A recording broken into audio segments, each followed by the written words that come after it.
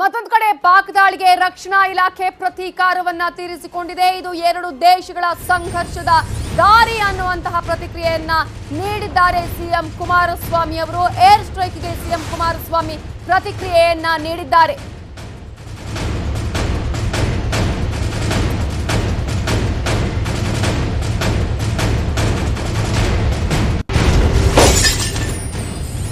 ಪಾಕ್ ದಾಳಿಗೆ ಈಗಾಗಲೇ ರಕ್ಷಣಾ ಇಲಾಖೆ ಪ್ರತೀಕಾರವನ್ನ ಕೂಡ ತೀರಿಸಿಕೊಂಡಿದೆ. ಎಲ್ಲಾ ರಾಜ್ಯ ಸರ್ಕಾರಗಳು ಎಚ್ಚರಿಕೆಯಿಂದ ಇರಬೇಕು, ಇದು ಸೆನ್ಸಿಟಿವ್ ವಿಚಾರವಾಗಿದೆ ಅನ್ನುವಂತಹ ಮಾತನ್ನ ಪ್ರತಿಕ್ರಿಯೆಯನ್ನ ನೀಡಿದ್ದಾರೆ ಸಿಎಂ ಕುಮಾರಸ್ವಾಮಿ ಅವರು.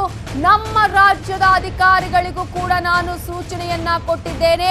ಹೈ ಅಲರ್ಟ್ ಆಗಿರುವಂತೆ ಅಧಿಕಾರಿಗಳಿಗೆ ಸೂಚನೆಯನ್ನ ನೀಡಲಾಗಿದೆ. ಇದು ಸೆನ್ಸಿಟಿವ್ ವಿಚಾರವಾಗಿದೆ, ಸಂಘರ್ಷದ ದಾರಿಯಾಗಿದೆ ಅನ್ನುವಂತಹ ಪ್ರತಿಕ್ರಿಯೆಯನ್ನ ಕೊಟ್ಟಿದ್ದಾರೆ.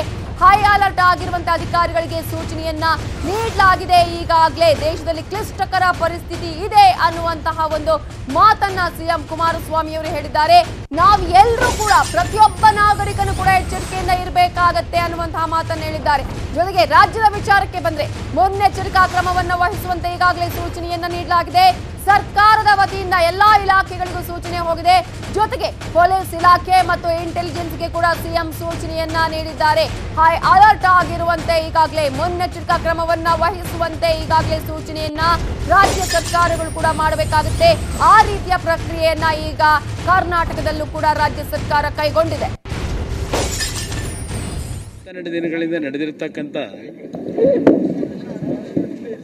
ಒಂದು ಅಹಿತಕರ ಘಟನೆ, ಸೈನಿಕರ ಹತ್ಯೆ ಹಿನ್ನೆಲೆಯಲ್ಲಿ ಕಳೆದ 2 ದಿವಸಗಳಿಂದ ನಿನ್ನೆಯಿಂದ ದೇಶದ ರಕ್ಷಣಾ ಇಲಾಖೆ ವತಿಯಿಂದ ಏನು ಕೆಲವು ಕ್ರಮಗಳನ್ನು ಪ್ರತೀಕಾರದ ರೂಪದಲ್ಲಿ ತೆಗೆದುಕೊಂಡಿದ್ದಾರೆ. ಇದು 2 ದೇಶಗಳ ನಡುವೆ ಎಲ್ಲ ಒಂದು ಸಂಘರ್ಷದ ದಾರಿ ಏನಿದೆ. ಇಂಥ ಒಂದು ಸಂದರ್ಭಗಳಲ್ಲಿ ಎಲ್ಲ ರಾಜ್ಯ ಸರ್ಕಾರಗಳು ಸ್ವಲ್ಪ ಎಚ್ಚರಿಕೆಯಿಂದಲೂ ಇರಬೇಕಾಗ್ತದೆ.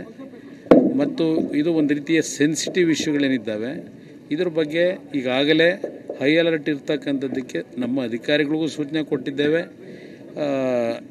ಇದು ಒಂದು ರೀತಿಯ ದೇಶದಲ್ಲಿ ಕ್ಲಿಷ್ಟಕರವಾದಂಥ ಒಂದು ದಿನಗಳನ್ನು ನಾವು ಕಾಣ್ತಾ ಇದ್ದೇವೆ.